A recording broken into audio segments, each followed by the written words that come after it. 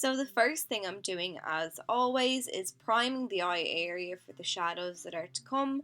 Today I'm using the Photofocus eyeshadow primer from Wet n Wild, and it's been a while since I've used this type of a primer in my videos, so I figured I'd change it up today, and this one is affordable too, so happy days. For my transition colour, I'm taking this gorgeous matte coral shade from Inglot. I've picked up some of that shadow on my fluffy blending brush, and now I'm just applying it into the crease. I always start by laying my brush down on the outer third of the eye, so just on the lid, and then I pull the colour up across into the crease.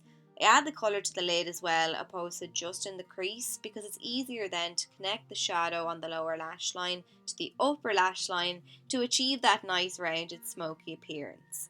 So now that I'm happy with the placement, I'm adding some more of that coral down along the lower lash line using a small bullet shaped brush.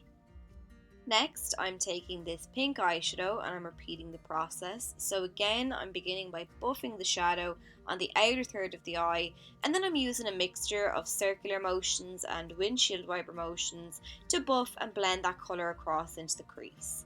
What I do to the top, I'm also going to do to the bottom, so I'm going back in with my bullet brush with a little pink eyeshadow on top, and I'm smoking this down along the lower lash line.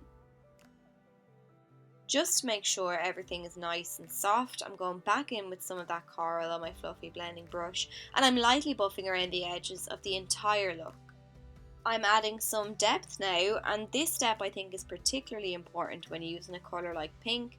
Pink on its own can make the eyes look a bit tired and irritated, and naturally we don't want that, so to combat that I'm adding some brown, and this will also add dimension to the look, so win-win all round. So I'm sweeping that brown down along the lower lash line now too, but I'm focusing it more at the roots of the lashes.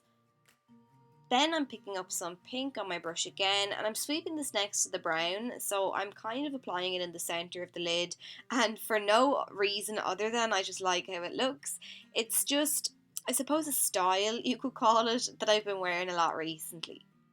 Next, I'm going to add the smallest amount of black to deepen the look a little further, but I'm just using a tiny bit because I want the look to still be kind of like a vibrant pink overall. So I'm tapping this down on the outer corner of the eye, beginning in at the lash line, and then I'm fading the colour upwards, and I'm also adding it along the outer third of the lower lash line as well. To add a slight sparkle to the inner half of the lid, I'm taking this shadow again by Inglot. I promised I'd bust out my Inglot shadows more often, so here we are. Now I'm adding some lashes, and these ones are one of my favourite styles. They're quite similar to the Ardell Demi Wispies, but yeah, so I'm just applying them to the lash line, so not onto my own lashes, but on the skin just above the lashes, and I get asked about that quite a lot actually.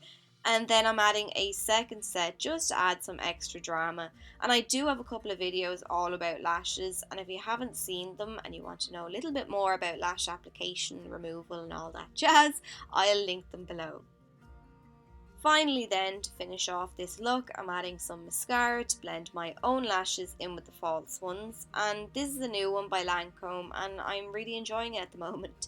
But yeah, then that's it. So I hope you enjoyed the tutorial and found it helpful. Thanks so much for watching, and I'll see you soon.